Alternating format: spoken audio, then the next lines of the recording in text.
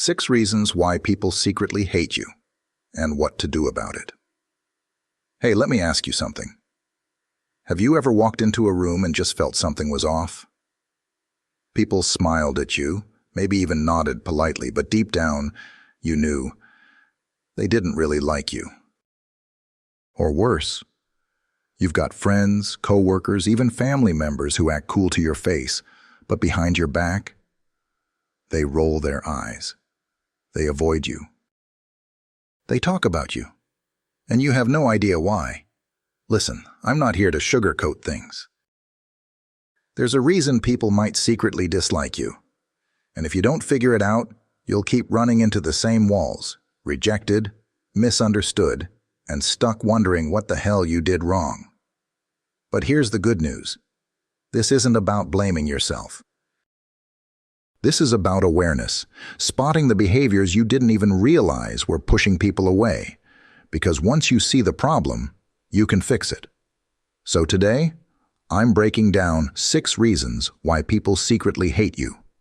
Things that might be ruining your relationships without you even knowing. I know this might sting a little, but if you stick with me till the end, I promise, this will change the way people see you forever. Let's get into it. 1. You make everything about yourself. Let's be real for a second. Have you ever been in a conversation where someone just won't stop talking about themselves?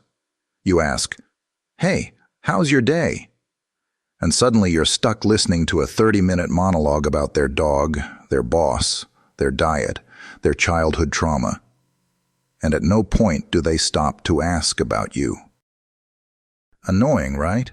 Well, here's the hard truth. You might be that person.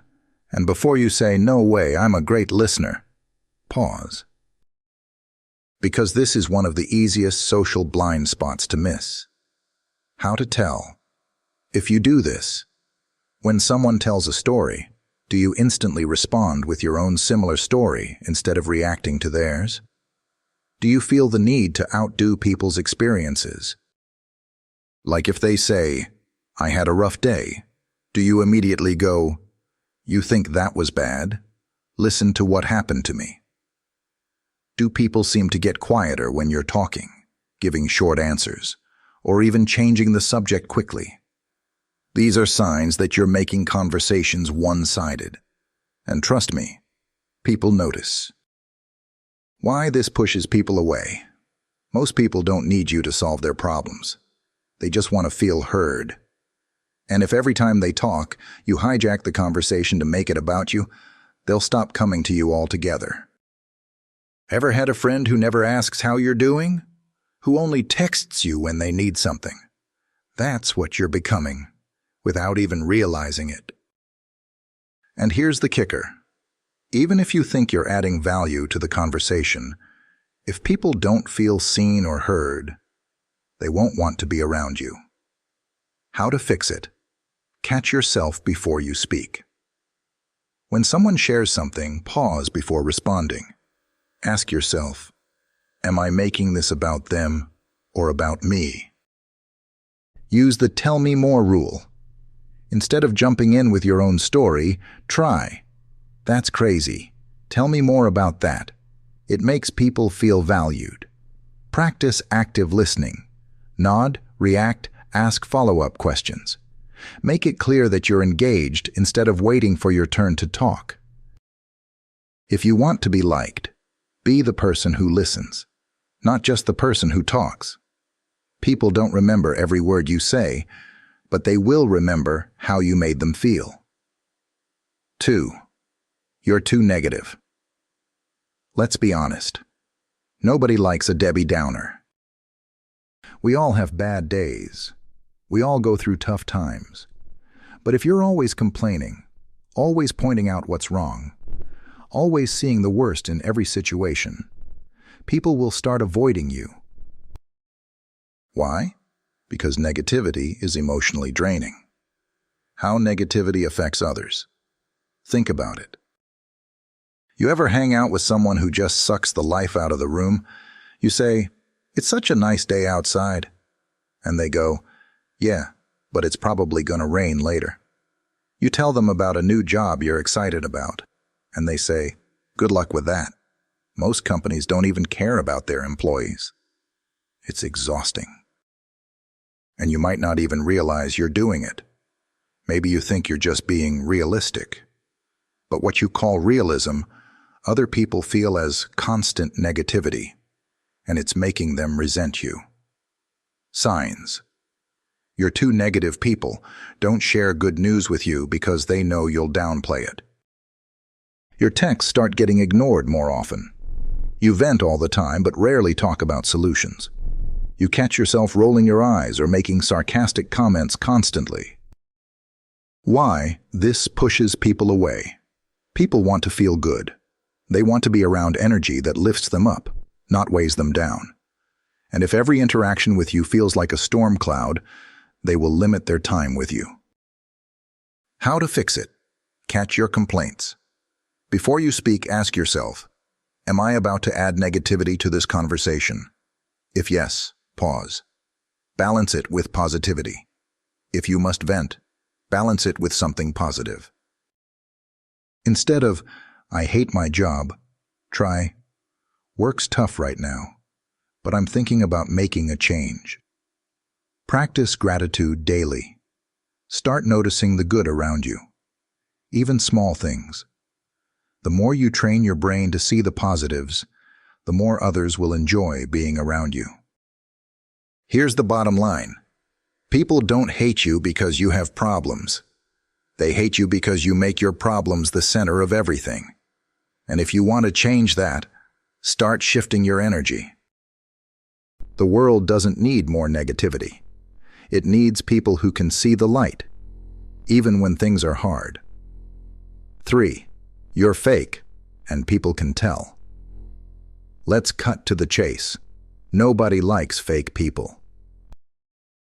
And I'm not talking about plastic surgery, fake designer bags, or social media filters. I'm talking about the way you act around people.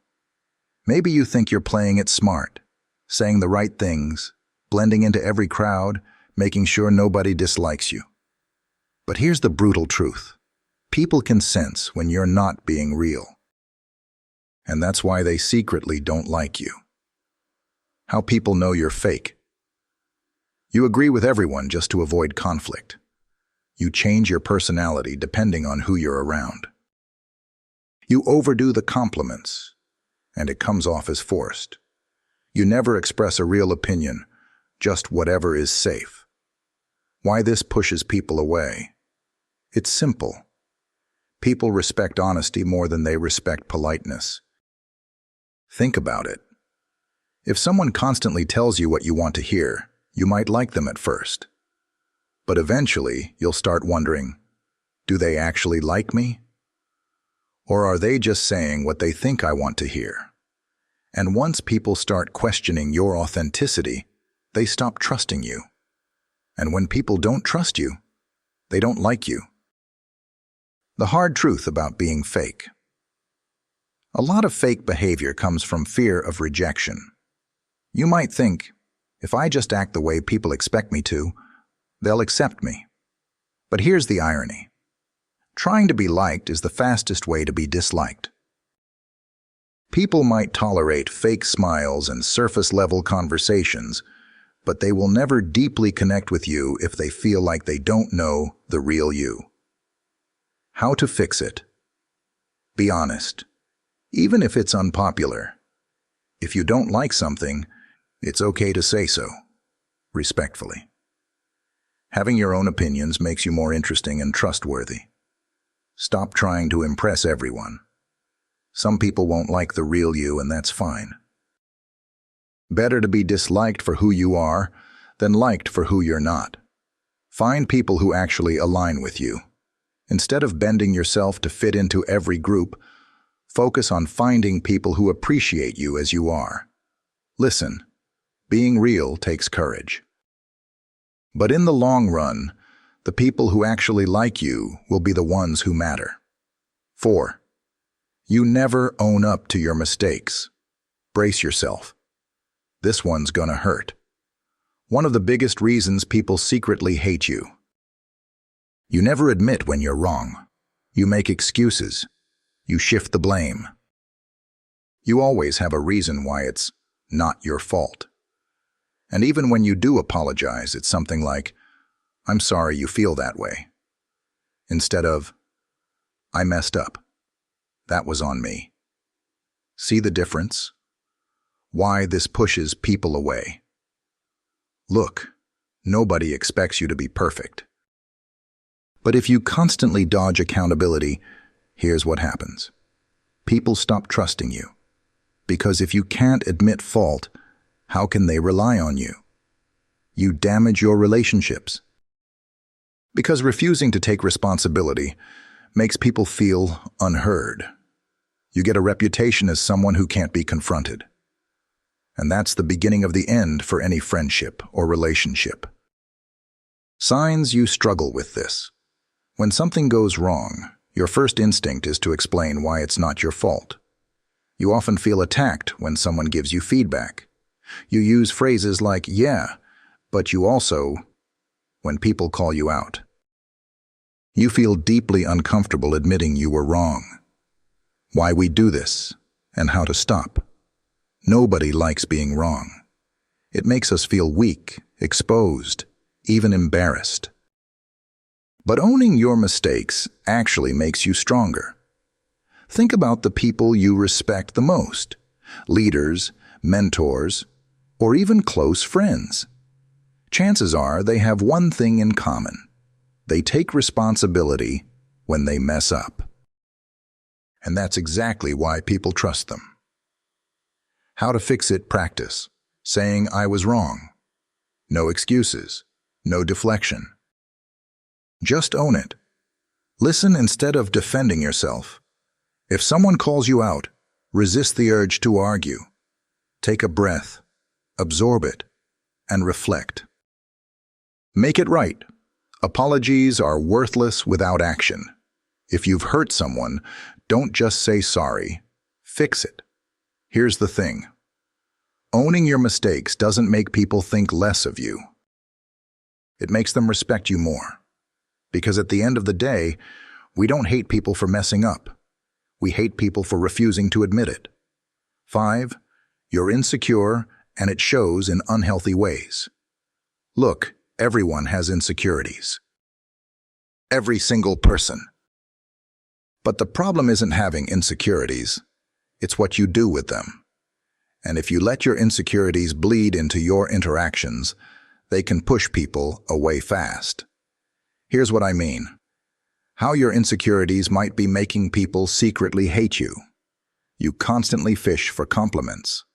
You downplay yourself, hoping someone will hype you up.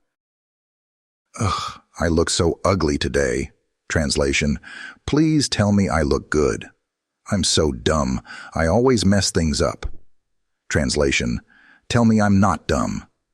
It might feel harmless, but constantly needing validation is exhausting for others. You get jealous, and it shows. When a friend gets a promotion, instead of being happy, you feel bitter. When someone gets attention, you find ways to bring them down. You compare yourself way too much, and it turns into resentment. You take everything personally. Someone didn't text back right away. You assume they hate you. A friend hangs out with someone else. You feel abandoned. A joke is made in a group. You think it's about you. Why this pushes people away. Nobody wants to feel like they have to constantly reassure you. It's emotionally exhausting. Of course, people will support you sometimes. But if every interaction turns into, "Please tell me I'm good enough," eventually they'll start avoiding you. How to fix it? Catch yourself. When you're seeking validation.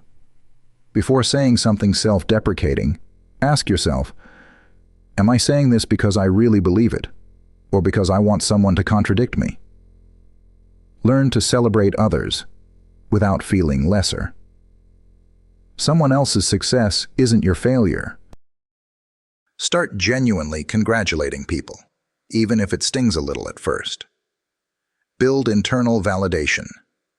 If you rely on people to make you feel good about yourself, you'll always be chasing approval. Start focusing on what you like about yourself, not what others say. Bottom line? Confidence isn't about being perfect. It's about owning your strengths and weaknesses without needing constant reassurance. And when you do that, people will be drawn to you, naturally. 6. You're just not a good friend. Okay? This one might sting. But let's be real. Maybe people secretly dislike you because you're actually not a good friend. And before you get defensive, take a second to ask yourself, do you only reach out to people when you need something? Do you flake on plans all the time? Do you talk about yourself way more than you ask about others? Do you forget to check in on people unless they remind you? If you answered yes to even one of these, there's a chance people secretly resent you for it. Signs you might be a bad friend without realizing it. You're only around when it's convenient. You disappear for weeks, then randomly hit someone up when you're bored or need advice. Friendships aren't one-sided. If people feel like you only show up when it benefits you, they will notice. You're not there when it counts. You're happy to party, but when a friend is going through something tough, you're suddenly too busy.